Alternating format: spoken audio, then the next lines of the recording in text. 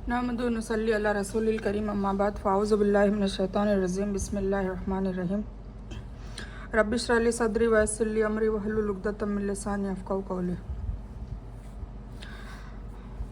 हमने सूरह अल आराफ की 130 आयतें कवर की थी कल और पारा नंबर अभी 9 ही चल रहा है। अब हम मज़ीद आगे करते हैं शुरू। औज़ु बिल्लाहि मिनश शैतानिर रजीम बिस्मिल्लाहिर रहमानिर रहीम। अगर उनके पास भलाई आती है तो कहते हैं कि यह हमारे लिए होना ही चाहिए, और अगर परेशानी आती है तो मूसा और उनके पैरोकारों से अपशगुन लेता है। मतलब जो बनी इसराइल को जिन्होंने छुड़ाया था, मूसा अलैहिस्सलाम ने जिनको छुड़ाया था, वो क्या करते थे, अगर अच्छा होता तो कहते कि ये तो अल्लाह की तरफ से, मतलब ये हमारे लिए होनी चाहिए थी, हम इस लायक है। और अगर कुछ गलत होता तो मूसा अलैहिस्सलाम को ब्लेम कर देते। तो सुन लो, उनका अपशुकन अल्लाह के पास है, लेकिन ज़्यादातर लोग नहीं जानते। और उन्होंने कहा कि हमारे पास जो भी निशानी हम पर जादू चलाने के लिए लाओ, हम तुम्हारा यकीन नहीं करेंगे। फिर हमने उन पर तूफ़ान और टिड्डियाँ और जुएँ और मेंढक और खून भेजा, अलग अलग निशानियाँ। फिर उन्होंने अहंकार किया और वह मुजरिम लोग थे।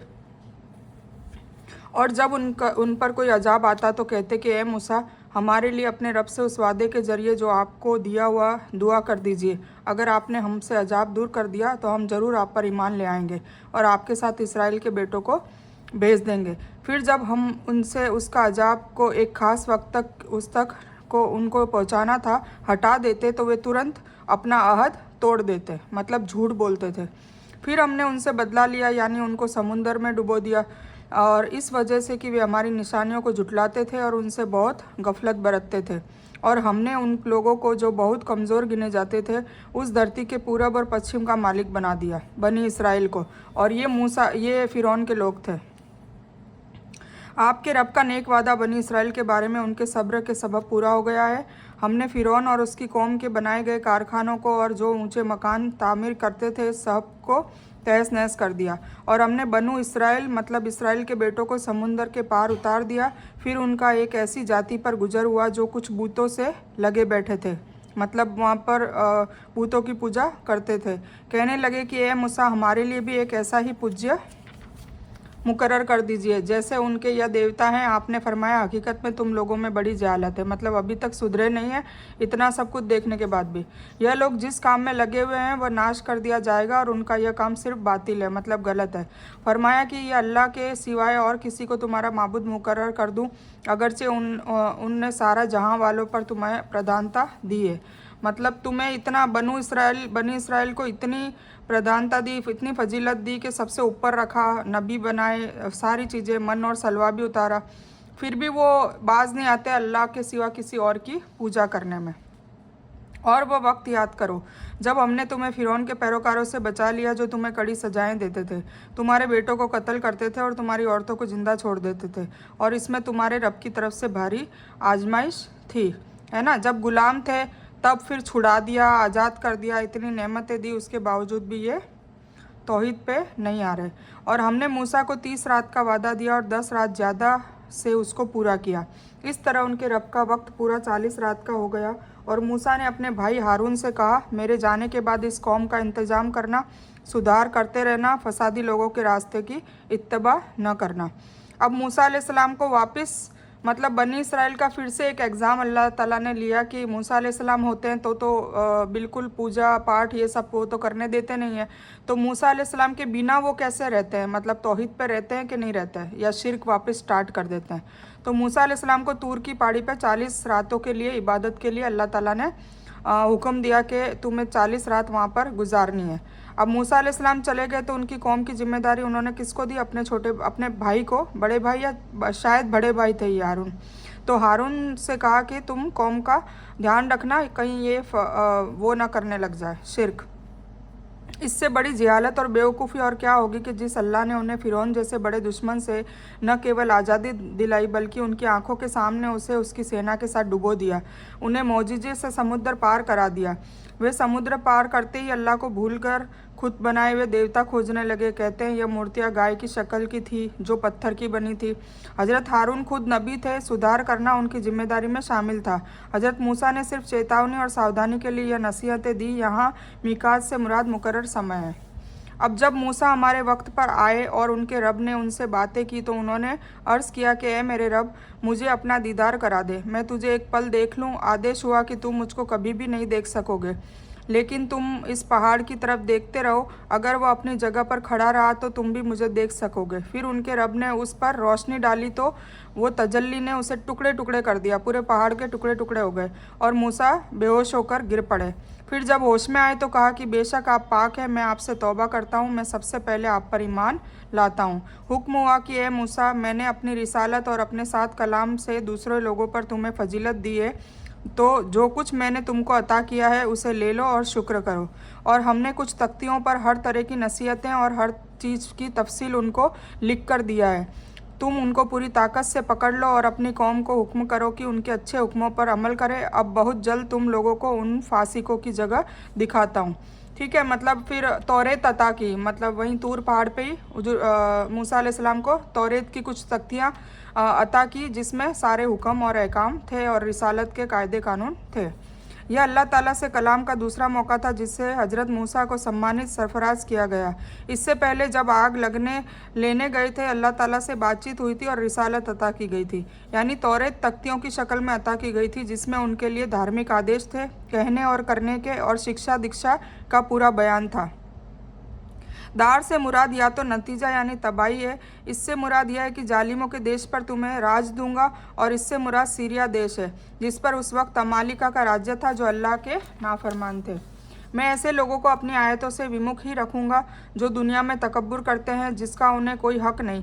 अगर वह सभी निशानियां देख भी ले तब भी उन पर यकीन नहीं करेंगे, और अगर वे सच्चे रास्ते को देख भी ले तो उसे अपना रास्ता न बनाए, और अगर वे गुमराही को देख लें तो उसको अपना रास्ता बना ले। यह इस वजह से है कि उन्होंने हमारी आयतों को झुठलाया और उनसे गाफिल रहे। और वह लोग जिन्होंने हमारी आयतों और आखिरत के आने को झुठलाया, उनके सब अमल बेकार हो गए, उन्हें वही यातना दी जाएगी जो ये करते थे। और मूसा की कौम ने उनके बाद अपने आभूषणों से एक बछड़ा बनाकर देवता बना लिया, जो एक ढांचा था जिसमें एक आवाज़ थी। क्या उन्होंने यह न देखा कि वह उनसे बात नहीं करता था और न उनको कोई रास्ता बताता था? उसको उन्होंने देवता बना लिया और बड़ी नाइंसाफ़ी का काम किया। यह इस बात का सबब बताया जा रहा है कि लोग सवाब के बदले गुनाह और सच के मुकाबिल झूठ का रास्ता क्यों ज़्यादा अपनाते हैं।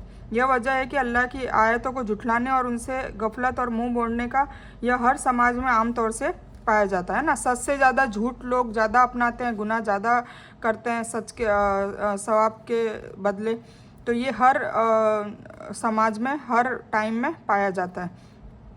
इसमें अल्लाह की आयतों को झुठलाने और आखिरत को कबूल न करने वालों का अंजाम बताया गया है, चूँकि उनके अमाल की बुनियाद इंसाफ और सच्चाई पर नहीं बल्कि जुल्म और झूठ पर है, इसलिए उनके अमाल नामे में गुनाह ही गुनाह होंगे, जिसका अल्लाह ताला के यहाँ कोई मूल्य न होगा। हाँ, उनसे इस बुराई का बदला वहाँ ज़रूर दिया जाएगा।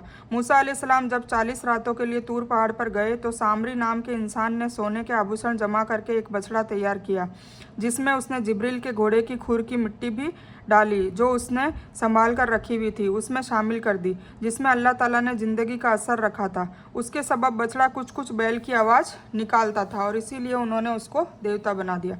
और जब लज्जित हुए तो और मालूम हुआ कि हकीकत में वे लोग भटकावे में पड़ गए हैं, तो कहने लगे कि अगर हमारा रब हम पर रहम न करे और हमारे गुनाह माफ़ न करे तो हम बिल्कुल ही नुकसान पाने वाले में हो जाएंगे।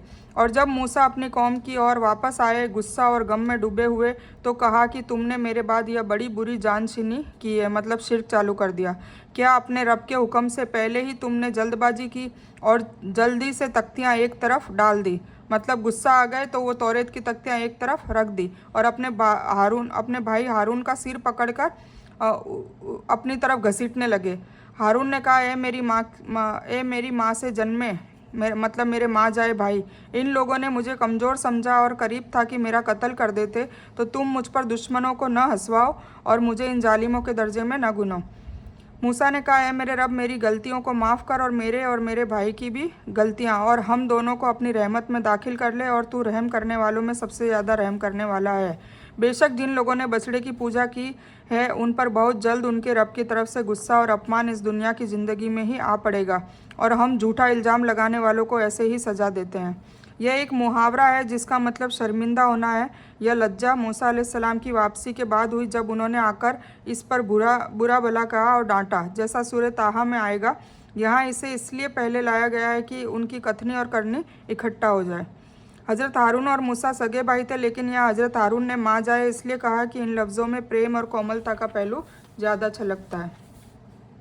और जिन लोगों ने पाप के काम किए फिर उनके बाद उनने क्षमा मांग ली और ईमान ले आए तो तुम्हारा रब उस माफ़ी के बाद गुनाह माफ़ कर देने वाला रहीम है। और जब मूसा का गुस्सा शांत हुआ तो उन तख्तियों को उठा लिया। उनके लेखों में उन लोगों के लिए जो अपने रब से डरते थे हिदायत और रहमत थी। और मूसा ने 70 आदमी अपनी कौम में से हमारे मुकर्ररा वक्त के लिए मुंतखब किए। तो जब उनको भूकंप ने आ पकड़ा तो मूसा दुआ करने लगे कि ए मेरे रब, अगर तुझको यह मंजूर होता तो इससे पहले कि इनको और मुझको नाश कर देता, क्या तू हम में से कुछ मूर्खों के सबब सबको नाश कर देगा? यह घटना केवल तेरी तरफ से एक इम्तिहान है, ऐसे इम्तिहानों से जिसे तू चाहे भटकावे में डाल दे और जिसके चाहे हिदायत दे दे। तू ही हमारा निगरान है, अब हमें माफ़ कर और रहम कर, और तू माफ़ करने वालों में सबसे ज़्यादा माफ़ करने वाला है। आमीन सुम्मा आमीन या रब्बल आलमीन। और हम लोगों के नाम दुनिया में भी भलाई लिख दे और आखिरत में भी भलाई लिख दे। हम तेरी तरफ ध्यान केंद्रित करते हैं। अल्लाह ताला कहता है कि मैं अपना अजाब उसी पर नाजिल करता हूँ जिस पर चाहता हूँ, और मेरी रहमत के दायरे में हर चीज़ है। तो वह रहमत उन लोगों के नाम ज़रूर लिखूँगा जो अल्लाह से डरते हैं और ज़कात देते हैं और जो हमारी आयतों पर ईमान रखते हैं। तौरात को भी कुरान की तरह उन्हीं लोगों के लिए हिदायत और रहमत कहा गया है जो अल्लाह से डरते हैं, लेकिन क्योंकि ख़ास फ़ायदा आसमानी किताबों का उन्हीं लोगों को होता है। दूसरे लोग तो चूँकि अपने कानों को सच सुनने से, आँखों को सच्चाई देखने से बंद किए होते हैं, इसलिए वह रहमत से आम तौर से लाभ उठाने से महरूम ही रहते हैं। जो लोग ऐसे अनपढ़ रसूल, दुनियावी आलिमों द्वारा शिक्षा न प्राप्त की हो, नबी की इत्तबा करते हैं, अनपढ़ रसूल या नबी की इत्तबा करते हैं जिनको वह लोग अपने पास तौरात और इंजिल में लिखा हुआ पाते हैं, वह उनको नेकी के कामों का हुक्म करते हैं और बुराई के कामों से रोकते हैं, और पाक चीज़ों को हलाल बताते हैं, नापाक चीज़ों को हराम बताते हैं, और उन लोगों पर जो भार और गले के फंदे थे उनको दूर करते हैं। इसलिए जो लोग इस नबी पर ईमान लाते हैं, उनकी तायीद करते हैं और उनकी मदद करते हैं और उस नूर की इत्तबा करते हैं जो उनके साथ भेजा गया है, ऐसे लोग ही पूरी कामयाबी हासिल करने वाले हैं। आप कह दीजिए कि लोगों, मैं तुम सभी की तरफ उस अल्लाह का भेजा हुआ हूँ जिसका मुल्क सभी आकाशों और धरती में है। उसके सिवाय कोई भी इबादत के लायक नहीं है। वही ज़िंदगी अता करता है, वही मौत अता करता है। इसलिए अल्लाह पर और उसके रसूल अनपढ़ नबी पर यकीन करो जो अल्लाह पर और उसके हुक्मों पर ईमान रखते हैं, और उनकी इत्तबा करो ताकि तुम सच्चे रास्ते पर आ जाओ। और मूसा अलैहिस्सलाम की कौम के एक उम्मत ऐसी भी है जो हक़ के एतबार से हिदायत करती है और उसके एतबार से ही इंसाफ करती है। यह आयत भी इस बात को वाज़ेह करने के लिए कई कतई दलील रखती है कि मोहम्मद सल्लल्लाहु अलैहि वसल्लम की रिसालत पर ईमान लाए बिना आखिरत की कामयाबी मुमकिन ही नहीं है, और ईमान वही है जिसका तफसीली बयान मोहम्मद रसूलुल्लाह सल्लल्लाहु अलैहि वसल्लम ने किया है। इस आयत से भी सर्वधर्म संभव वहदत अदियान की जड़ कटती है। ठीक है। भला वह है जिसे शरीयत ने भला कहा, बुरा वह है जिसे शरीयत ने नाजायज़ कहा। इससे मुराद वही कुछ लोग हैं जो मुसलमान हो गए थे। अब्दुल्ला बिन सलाम वगैरह की बात हो रही है, जो इसका मतलब पौत्र है। यहाँ असबात वंशों के लिए इस्तेमाल किया गया है, यानी हज़रत याकूब के 12 बेटों से 12 वंश धरती पर बने। हर वंश पर अल्लाह ताला ने एक एक निगराह भी तैनात किया था और कह दिया था कि यहाँ अल्लाह ताला उन 12 उम्मतों के कुछ कुछ फजीलतों में आपसे इख्तलाफ होने के सबब उनके अलग अलग उम्मत होने की चर्चा एहसान जताने के लिए कर रहा है। मतलब 12 कबीले बनाए और 12 के 12 में अलग अलग नेमतें दी, अलग अलग टैलेंट दिए, और हमने उनको 12 परिवारों में बांटकर सबकी अलग अलग उम्मत मुकर्रर कर दिया। और हमने मूसा को हुक्म दिया जबकि उनके समुदाय ने उनसे पानी मांगा कि अपनी छड़ी को अमुक पत्थर पर मारो, फिर तुरंत उसमें 12 चश्मे बह निकले। हर व्यक्ति ने अपने पानी पीने की जगह को जान लिया, और हमने उन पर बादलों की छाया की और उनको तुरंज बिन और बटेरें पहुँचाई कि खाओ पाक मज़ेदार चीज़ें जो कि हमने तुमको अता की है। और उन्होंने हमारा कोई नुकसान नहीं किया लेकिन अपना ही नुकसान करते थे।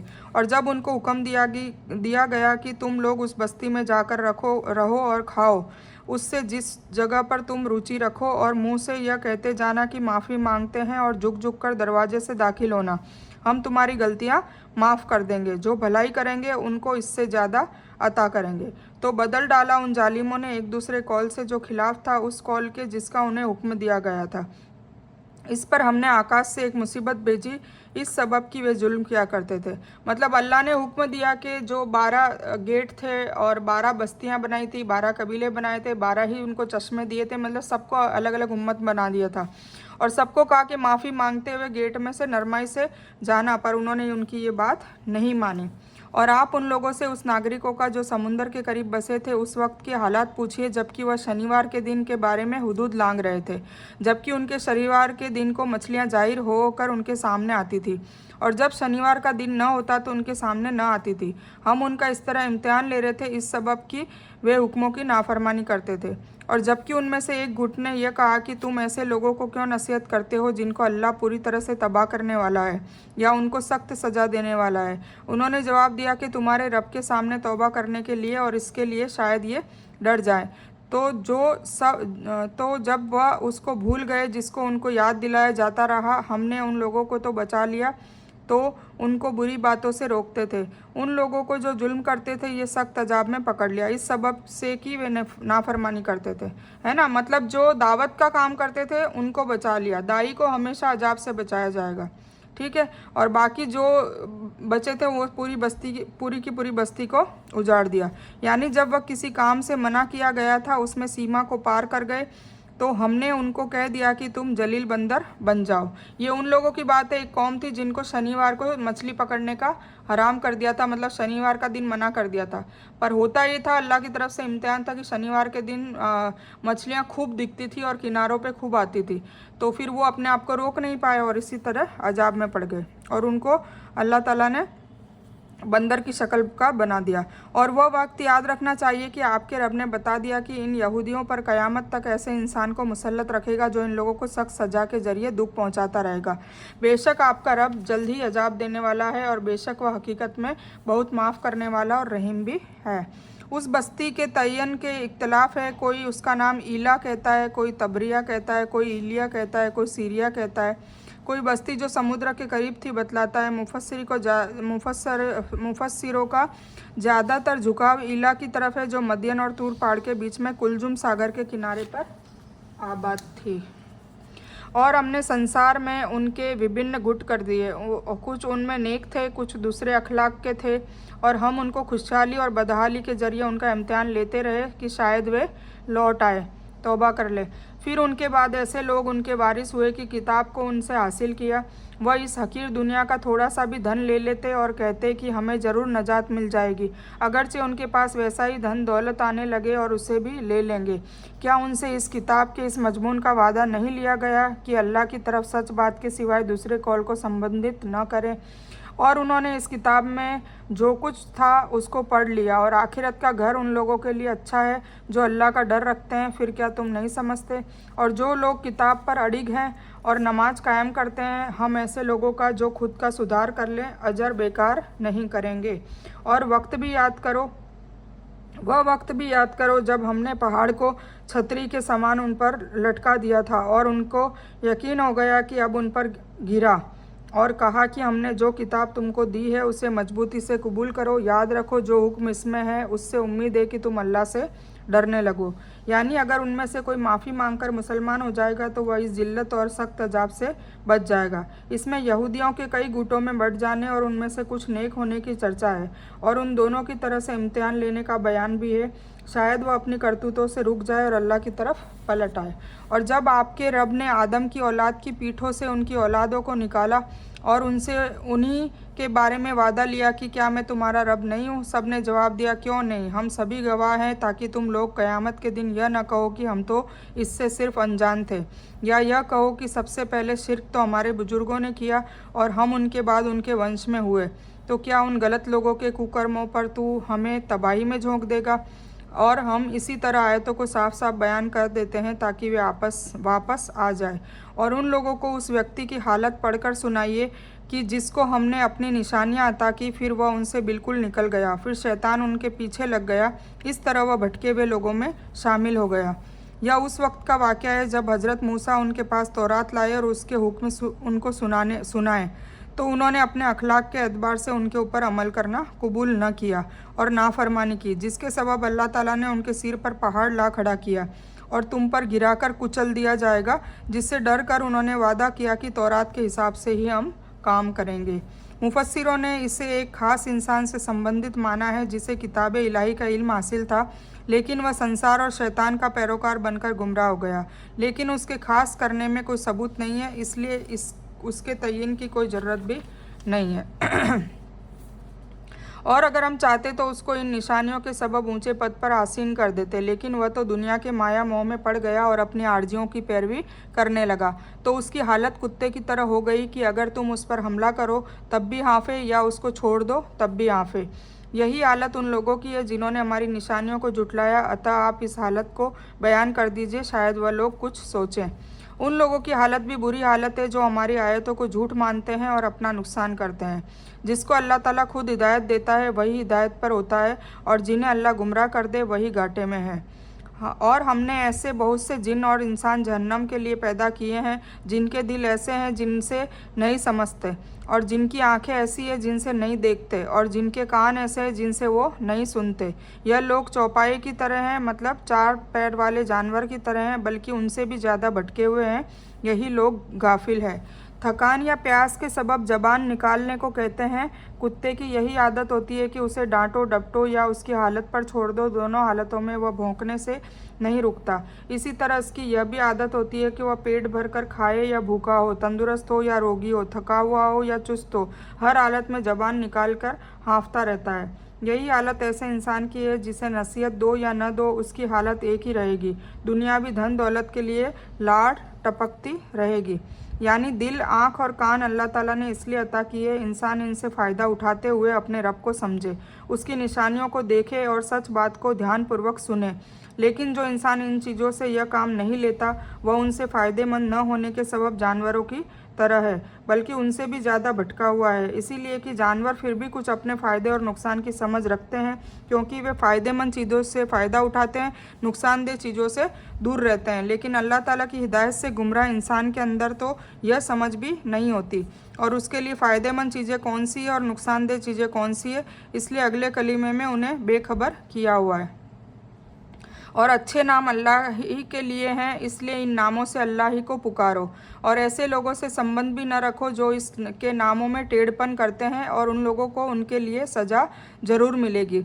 और हमारी मखलूक में एक ऐसी उम्मत ऐसी भी है जो हक़ के साथ हिदायत करते हैं और उसी के मुताबिक इंसाफ करते हैं। और जो लोग हमारी आयतों को जुटलाते हैं हम उनको धीरे धीरे पकड़ में ऐसे लिए जा रहे हैं कि उनको पता भी नहीं चलता, और उनको मौका देता हूँ, बेशक तरीका बड़ा मजबूत है। क्या उन लोगों ने इस बात पर ख्याल नहीं किया कि उनके साथी को तनिक भी जुनून नहीं, वह तो सिर्फ एक साफ डराने वाले हैं। और क्या उन लोगों ने ख्याल नहीं किया कि आकाशों और धरती के लोक में और दूसरी चीज़ों में जो अल्लाह ने पैदा किए, इस बात में कि मुमकिन है कि उनकी मौत करीब ही आ पहुँची हो। फिर उस कुरान के बाद कौन सी बात पर ये लोग ईमान लाएंगे।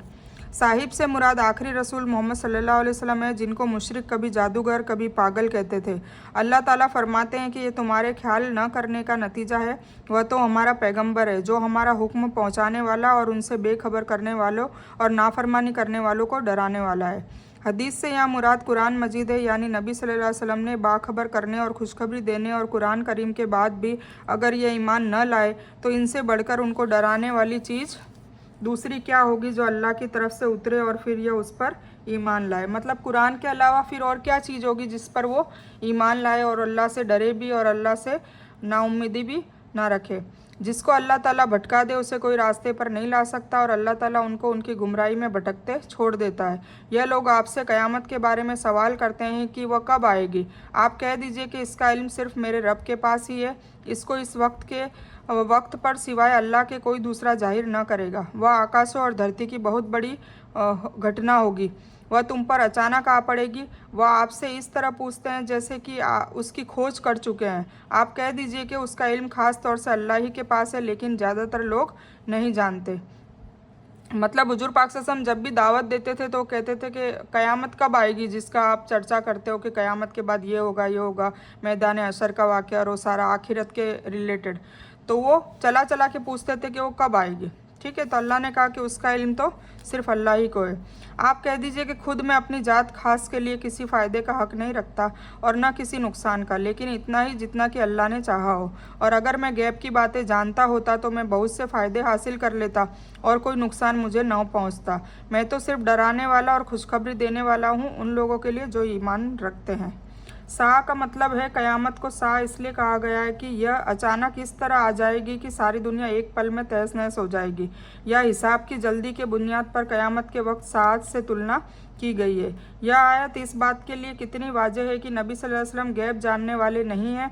गैब जानने वाला केवल और केवल और केवल कौन है? अल्लाह ताला खुद है।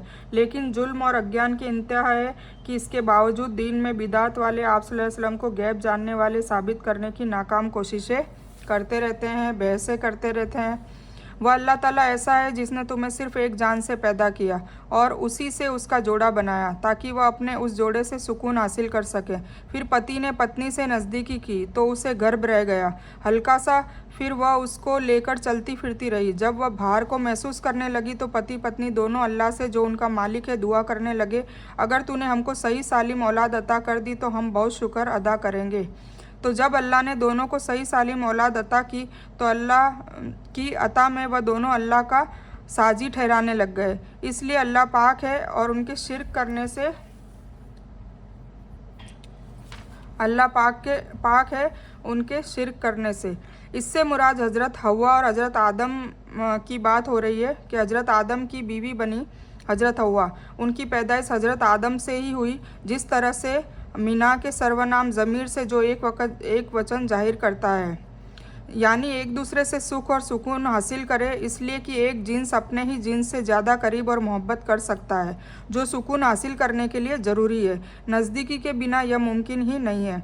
यानी अल्लाह ताला ने मर्द और औरत दोनों में से एक दूसरे के लिए जो खिंचाव और लगाव रखा है, फितरत की यह देन व जोड़ा बनकर पूरा करते हैं, एक दूसरे के नज़दीकी और मोहब्बत हासिल करते हैं। इसलिए यह सच है कि जो आपसी मोहब्बत पति पत्नी के बीच होती है वह दुनिया के किसी और दूसरे रिश्ते में नहीं होती।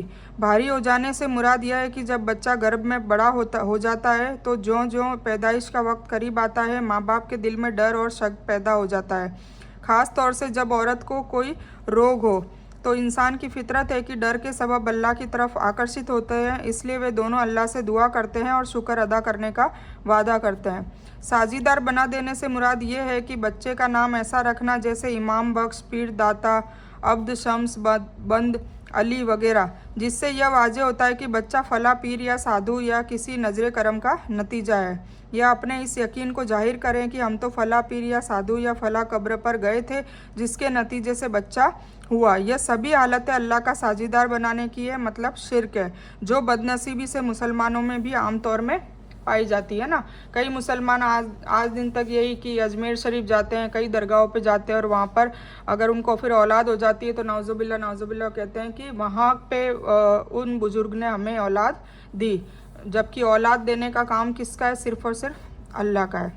क्या ऐसों को साझीदार ठहराते हो जो किसी चीज़ को ना बना सके, खुद ही को ही बनाया, बल्कि खुद को भी अल्लाह ने ही बनाया ना, अल्लाह ने पैदा किया, और वह उनको किसी तरह की मदद नहीं दे सकते और वे खुद अपनी मदद नहीं कर सकते, अपनी मदद भी वो खुद नहीं कर सकते।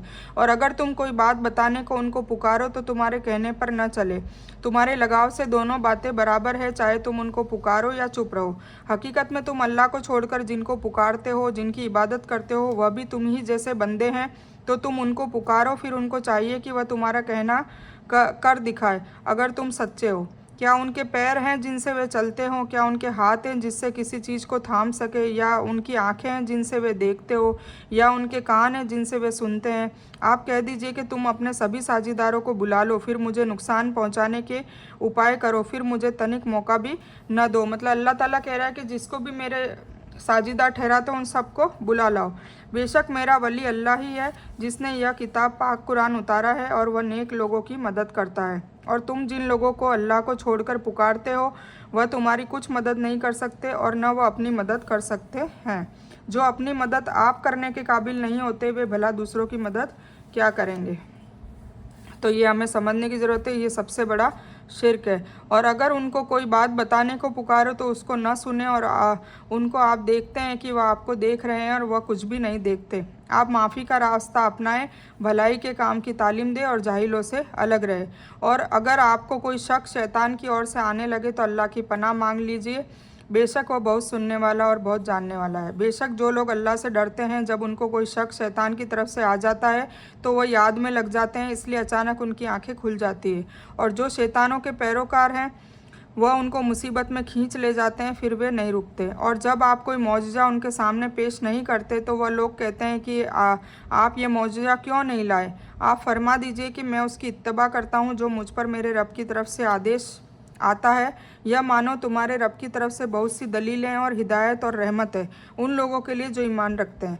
और जब कुरान पढ़ा जाए तो उसे ध्यानपूर्वक सुनो और खामोश रहो, है ना। ये कुरान का अदब है। उम्मीद है कि तुम पर रहमत होगी। और ए इंसान, अपने मन में आजिजी और डर कर अपने रब को याद करते रहो, मतलब तस्बीह करते रहो सुबह और शाम, आवाज़ को कम करके, और गाफिलों में न होना, मतलब ज़िक्र की भी बहुत बड़ी तालीम दे रखी है। सुबह शाम ज़िक्र करते रहना चाहिए। बेशक जो लोग तेरे रब के करीब है वे उसकी इबादत से घमंड नहीं करते और उसकी पाकीज़गी बयान करते हैं और उसको सजदा करते हैं। और इस सजदे की बात आई है तो यहाँ पे भी सजदा है, तो आप लोगों को सजदा करना है, ठीक है ना। याद रख के आप लोग सजदा कर लीजिएगा। ये पहला सजदा है इस कुरान में, मतलब सबसे पहला सजदा ये आज आ गया है। अब हम इंशाल्लाह नेक्स्ट टाइम सूरह अनफाल करेंगे। सूरह आराफ अभी यहीं ख़त्म हो गई है और पारा नंबर 9 चल ही रहा है। मैं इस बयान को यहीं ख़त्म करती हूँ और सूरह अल आराफ का जो खुलासा है वो इंशाल्लाह कल कर लेंगे। तो मैं इस बयान में कुछ भी दीन की और अच्छी और हक बात आई है वो सिर्फ़ और सिर्फ अल्लाह की तरफ से है, और बुरी या गलत बात जो गलती से या जज्बात में आकर मेरे मुंह से कुछ भी गलत वर्ड या कोई बात निकल गई हो तो वो मेरी तरफ से है। और इस गलती के लिए मैं अल्लाह अज़्ज़ व जल से और आप सभी लोगों से माफ़ी की तलबगार हूँ। मैं कोई आलिमा नहीं हूँ, सिर्फ तालिब इल्म हूँ। अल्लाह मेरी कोशिश से आप सभी को नफ़े बख्श इल्म पहुँचाए और मैं आप लोगों की हिदायत और हिकमत में सदक़ाए ज़ारिया बनूँ, बस मेरी यही तमन्ना है। आमीन सुम्मा आमीन या रब्बल आलमीन। रब्बना आतीना मिन लदुनका रहमतन व हय्यि लना मिन अमरिना रशदा। अल्लाहुम्मा सल्लि अला मोहम्मद व अला आलि मोहम्मद कमा सल्लैता अला इब्राहीम व अला आलि इब्राहीम इन्नका हमीदुम मजीद। अल्लाहुम्मा बारिक अला मोहम्मद व अला आलि मोहम्मद कमा बारकता अला इब्राहीम व अला आलि इब्राहीम इन्नका हमीदुम मजीद। व आखिरु दावाना अनिल हम्दुलिल्लाहि रब्बिल आलमीन।